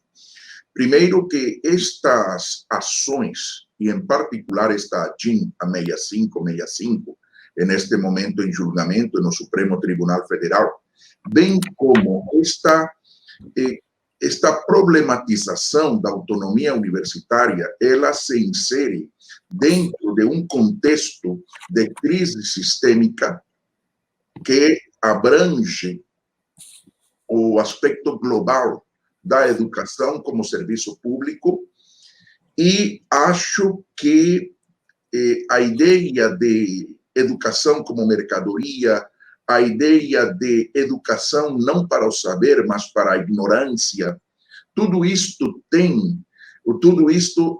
cria um cenário ao redor do qual, inserido nele, é que podemos fazer uma reflexão de muito fundo com relação a estas ações, esta ADIM e esta autonomia. O que pretendo dizer é que isto não é algo isolado do contexto internacional. Isto faz parte de um entorno que eu retrato como crise sistêmica, como desconhecimento da educação, como bem público, como dizia o professor Marco Antônio, e também como a pretensão de construir uma educação não para o saber, sino uma educação para a ignorância, dentro do marco de um modelo que há tempos já demonstrou que muito pouco oferece para a sociedade de maneira geral. E me parece que aqui no Brasil, esta ADIM e este tema da autonomia universitária se insere dentro do marco de uma transição brasileira em 1988, quem prontamente abandonou, a partir do dia 6 de outubro, a partir do dia seguinte à promulgação da Constituição, há quem abandonou os valores e os fins que inspiraram a promulgação da Constituição de 88. O fez iniciando um processo de desconstitucionalização. Passou assim com a ordem econômica e financeira para o ingresso do capital privado, passou assim, passa assim, por exemplo, com a manutenção da polícia militar, por exemplo. Ou seja, como é possível que sobreviva a Constituição Federal com uma polícia militar criada durante o processo da ditadura militar? Há debates. Eu estou dando exemplos, mas me parece que há debates dentro do Brasil que fazem parte da transição e que demonstra que, de um lado, existe um abandono de valores e fins, e, de outro lado, estão os resistentes. Ou seja, aqueles que dizem que esta Constituição é uma Constituição generosa, que merece ser defendida, a um conjunto de direitos fundamentais e no seu interior, tratou a educação como um serviço público, como um direito de todos, como um dever do Estado, é dizer, há um compromisso constitucional com a educação principiológico, há um compromisso de princípios com a educação. E, no marco da transição, estamos em uma luta pela efetividade desse compromisso, e, do outro lado, estão os que prontamente abandonam esse compromisso, que é o abandono dos valores e fins constitucionais. E a ação governamental é a ação dos que há tempos abandonaram esse compromisso. Não é de hoje. O que se espera de um governo que faz elogios ao AI-5, à ditadura militar, ou aqueles que... O que podemos esperar em termos de educação? A negação de qualquer processo pedagógico sadio. Isto faz parte desta questão. Não é uma questão isolada. Respondendo em concreto às perguntas de Anderson, o presidente da República, ele, limitado na sua atuação, muito a despeito de quem neste momento se encontra ocupando esse cargo, ele tem que respeitar o artigo 86 da Constituição, que estabelece que, se não há respeito pela Constituição, pelo regime político, pela forma republicana, pelos direitos fundamentais, pela possibilidade de exercício de direitos políticos não somente a cada 4 anos ou a cada 2 anos, sino em cada âmbito e em cada circunstância, atenta-se contra a Constituição, seus valores e seus fins. E isso tem nome, isso se denomina crime, crime de responsabilidade. Nós não temos trabalhado ainda essa tese de crime de responsabilidade, é muito cedo ainda para falar disso. Nós temos que esperar um pouco as decisões do Supremo, em particular da ADIM 6565, mas eu não tenho dúvida de que estou me comprometendo publicamente neste aspecto, ou seja, no momento em que o presidente, no artigo 85, caput da Constituição, consegue, a partir da extrapolação das atribuições do seu cargo, atentar contra o livre exercício da autonomia e nas autarquias e nas entidades federais, universidades, comete-se crime de responsabilidade. Essa é uma questão que é preciso trabalhar. E há uma violência ao artigo 37 da Constituição, que estabelece os princípios que orientam a administração pública, legalidade, eficiência, publicidade, moralidade. Renan, se me escapa algum, você depois diz, tá bom? Mas isso é importante que seja dito. E, por outro lado, ações efetivas. A ADIM tem 4 amicus curiae, incluindo a entidade representativa dos estudantes, a UNE. E, no momento em que eu faço, ou tento fazer a reconstrução das ADIMs, observa, Anderson, quem ingressou com essas ADIMs? Quem foram amicus curiae nessas ADIMs?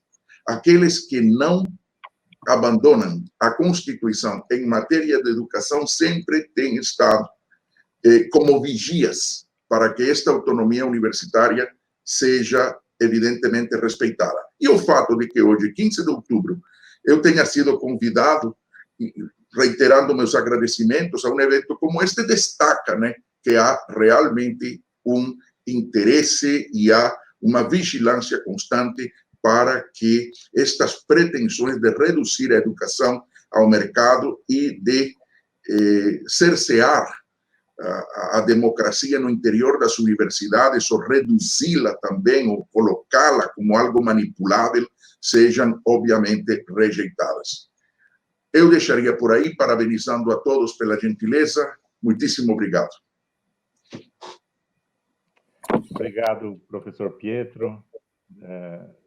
Passo de pronto a palavra aos comentários do professor Renan. Bom, acho que a maioria das questões já estão respondidas ou contempladas. Eu só agregaria, em relação ao que o professor Dácio trouxe, né, dessa dificuldade da gestão da universidade num cenário caótico normativo, que isso é uma crônica permanente, né, na história do direito brasileiro, que regulamento, regimento acabam se sobrepondo ao próprio texto da Constituição. Aqui foi difícil reproduzir esse paradigma, né, de uma modernidade, que você tem uma pirâmide normativa, a Constituição ali. No fundo, o que a gente vê são que muitos dos nossos governantes fazem uma avaliação da Constituição a partir do próprio ato normativo que ele emanou, que ele editou. Isso é muito grave, né? E nesse caso específico, isso fica muito claro. A gente precisa que o STF dê uma interpretação para essa legislação infraconstitucional à luz da Constituição, e não o contrário. Não é porque essa era uma prática que vinha acontecendo, que contava com uma certa condescendência, entre aspas, dos presidentes de plantão, que agora não tem mais, porque o presidente decidiu de outro modo, e que está tudo bem, porque, no fundo, a lei garantia isso, essa prerrogativa. Essa legislação ela precisa ser enfrentada para ver se ela está, de fato, compatível com a Constituição de 1988. Isso é o controle de constitucionalidade que está sendo discutido nessa ação que a gente comentou aqui. Então, é fundamental, como disse o professor Pietro, que a gente consiga trazer para o centro da cena a defesa do que é a Constituição de 1988, que, de resto, não é uma questão de opção, não é uma questão de preferência, é a Constituição que organiza o Estado brasileiro, né, que organiza as nossas instituições, que organiza as regras do jogo, né, de disputa política. É o campo da civilidade, do respeito à democracia, aos direitos fundamentais, e esse é um marco que é inegociável. E o STF precisa dizer isso agora nesse ponto específico. Agora, muitas vezes, nessa questão da responsabilização, a gente sabe que o judiciário também ele não decide a frio. né? O judiciário é um órgão profundamente político, sobretudo uma Corte Suprema, que está discutindo as questões mais estruturais da nossa democracia, do nosso regime político.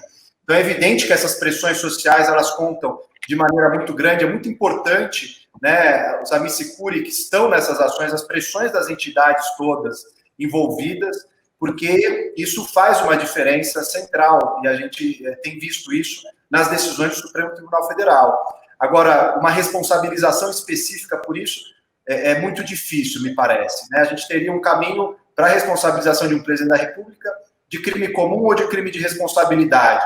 Nesse caso específico, a gente poderia construir uma tese sobre crime de responsabilidade, né, evocando os artigos já mencionados pelo professor Pietro, mas a lei 1079, também de 50, a lei do impeachment.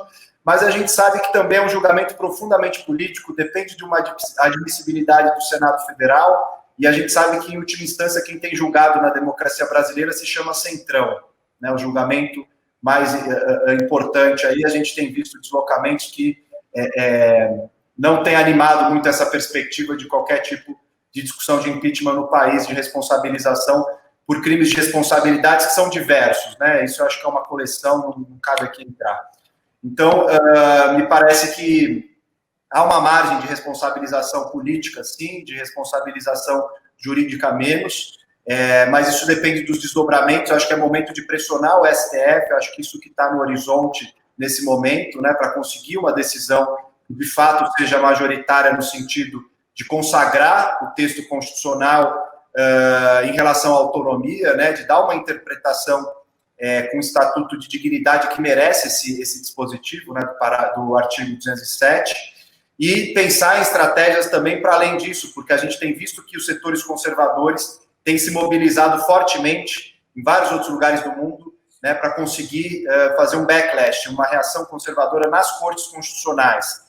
Entenderam que essas últimas fronteiras ali da possibilidade de avanços conservadores são um caminho importante, e a gente tem visto isso em várias experiências. Então, me parece que também é preciso a gente dedicar energia para pensar uma regulamentação desse dispositivo constitucional por uma lei que, de fato, não dê margem a dúvidas mais de que a escolha dos dirigentes universitários decorre necessariamente do princípio da autonomia que está consagrado no artigo 207.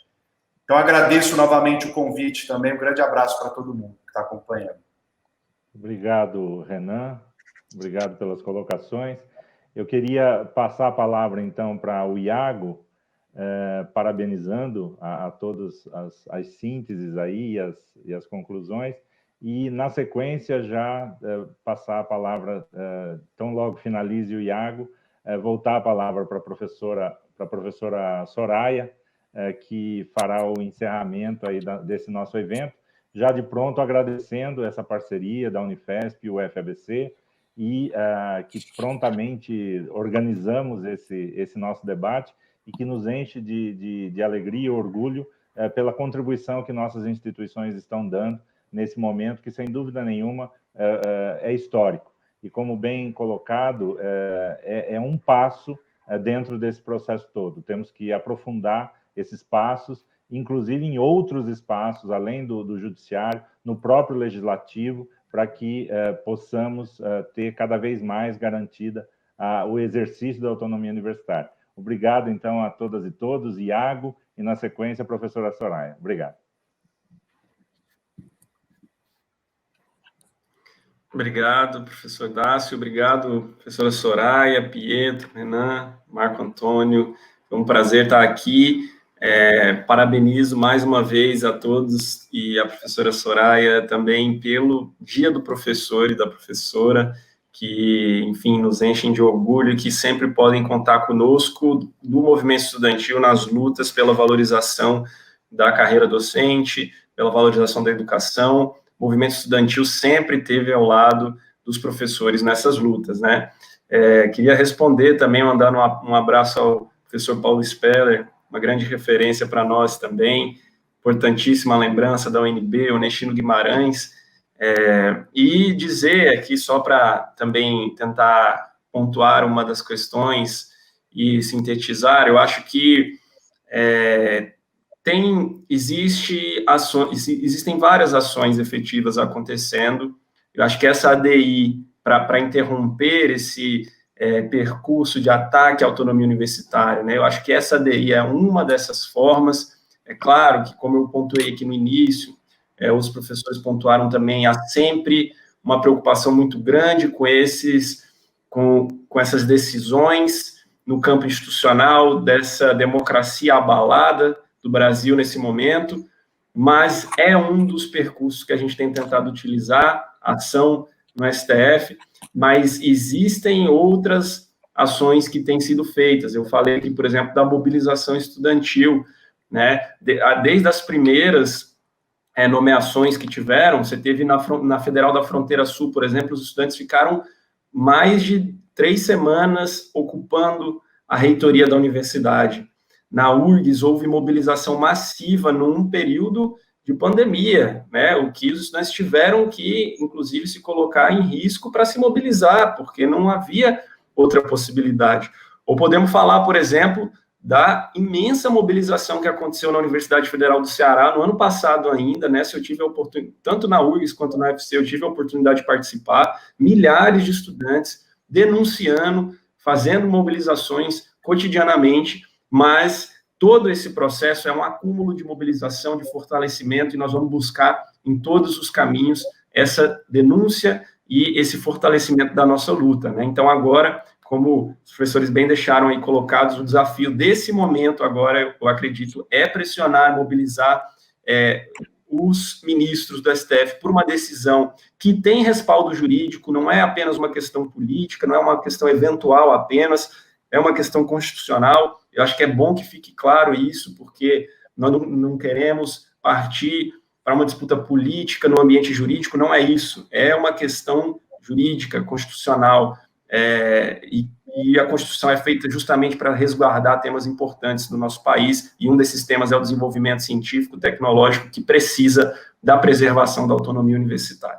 Então é isso, o movimento estudantil vai seguir firme e forte aqui nas mobilizações, como for possível, virtual, presencial, aonde for necessário, e estaremos juntos. E essa é uma atividade muito importante também, que contou com um público importante aqui, e parabenizo as nossas instituições, nossos professores, reitores, por ter construído. Obrigado mais uma vez.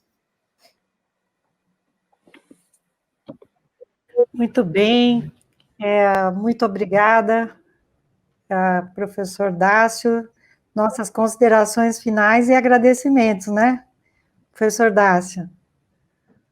Obrigado, Soraya. Quero agradecer, reiterar o nosso agradecimento aos participantes, às nossas instituições, e parabenizar, na verdade, professores e professoras por esse momento.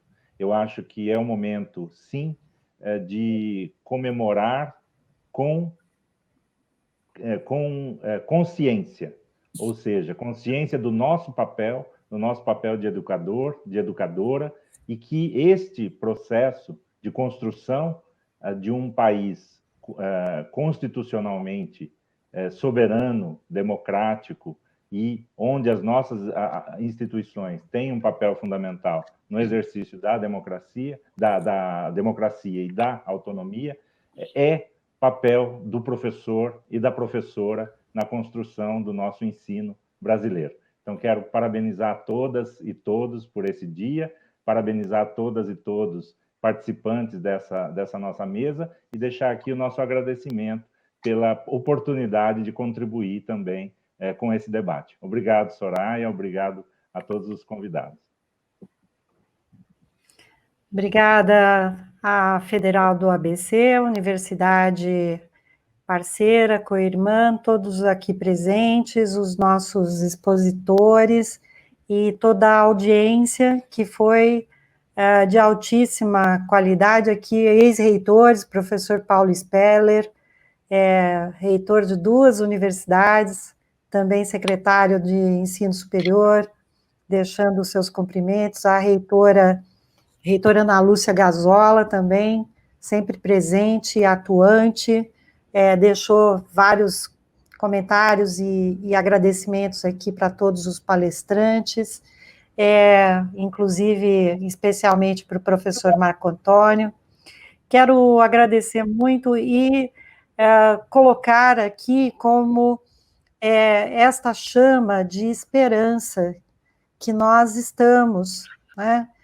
Mesmo diante de tantas situações que vivemos, especialmente este ano, em que jamais poderíamos imaginar que estaríamos diante de tantos desafios colocados por uma questão da emergência sanitária, de uma pandemia que vai marcar e que já marcou as nossas gerações, que levou tantas vidas, e nossas universidades atuando, nossos hospitais universitários, nossos profissionais, e os acadêmicos e os professores aqui presentes também, com as suas contribuições valiosíssimas, e nós sabemos que estamos num momento que talvez seja bastante desafiador, desafiador, mas que talvez seja também de muita força e de muita superação, inclusive nesta questão da nossa autonomia, que é uma luta e uma busca incessante, permanente, há tantas décadas, como foi tão bem colocado por vocês, e que neste momento se coloca novamente, e esperamos conquistar mais um passo nesse momento em que sabemos que temos uma votação importante junto ao Supremo. Sabemos que não vamos depender somente disto, ou somente das questões do judiciário, mas estamos num momento de muita importância. Temos uma votação de 4 votos favoráveis e 2 que não foram favoráveis ao primeiro colocado da lista ser o nomeado, mas temos muita expectativa e acreditamos que nós vamos, os ministros do Supremo, como também foi colocado aqui hoje, já deram demonstrações de que valorizam a autonomia universitária.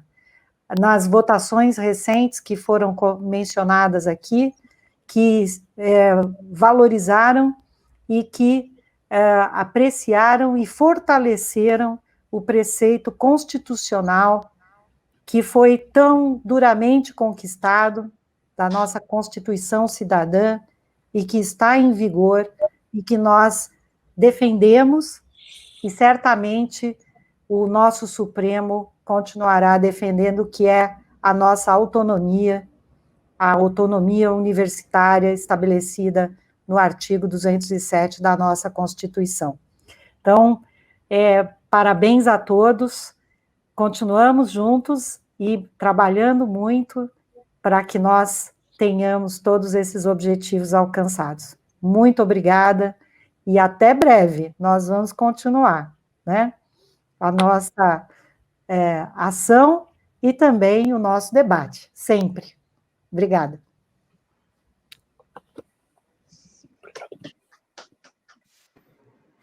Tchau, tchau, obrigado. Muito obrigado a todos.